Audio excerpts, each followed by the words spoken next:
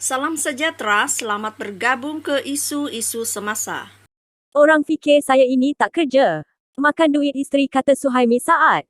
Kuala Lumpur, penyanyi nasyid Suhaimi Saad mengaku sering kali menerima pertanyaan ramai yang sangsi dengan pekerjaan sebenarnya selepas sebelum ini pernah dituduh hanya duduk goyang kaki.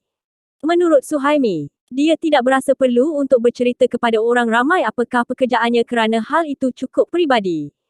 Namun, dalam satu perkongsiannya di TikTok, Suhaimi mengaku terpaksa juga memberitahu hal itu kepada umum agar selepas ini tidak lagi ditomah hanya makan duit isteri. Sebenarnya saya ini tak suka sangat bercerita pasal pendapatan atau gaji semua kepada orang. Tapi ramai sangat tanya pasal ini. Kalau saya buat live pun, ramai penonton tanya, abang kerja apa?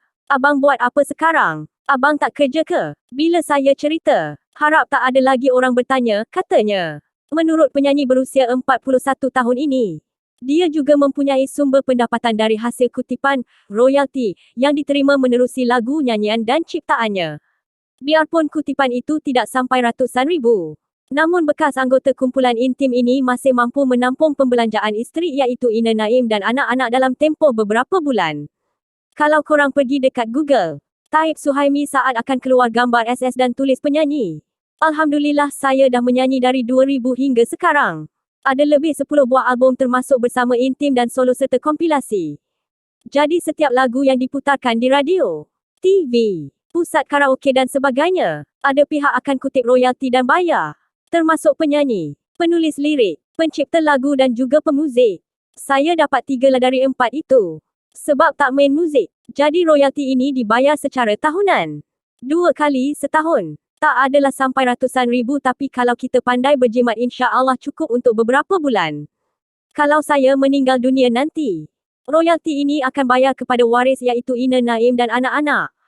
Itu saya boleh katakan sebagai pendapatan bulanan, ujarnya. Dalam pada itu, penyanyi lagu Kias Cinta ini turut memberitahu dia juga membuat kelas mengaji Al-Quran dengan meletakkan yuran bayaran sebanyak RM100 selain memberikan khidmat urutan dan perniagaan secara talian bersama isteri. Untuk bulanan sebelum ini, saya buat kelas Al-Quran belah malam. Sebab siang saya mengajar anak-anak dan ada urusan lain, katakanlah seorang baca Al-Quran. Secara online mengaji, dia bayar RM100. Kalau ada 5 orang murid, maknanya ada RM500 sebulan. Untuk mingguan, saya mengajar anak-anak mula dari Ahad hingga Khamis. Jadi Jumaat dan Sabtu cuti. Bila cuti, saya buat khidmat urut, pernah viral. Pernah tular. Katakan satu hari 3 orang dan darab RM100 jadi RM300 sehari. 2 hari boleh dapat hingga RM400. Itu pendapatan mingguan. Pendapatan harian pula saya ada buat bisnes online bersama Ina, katanya.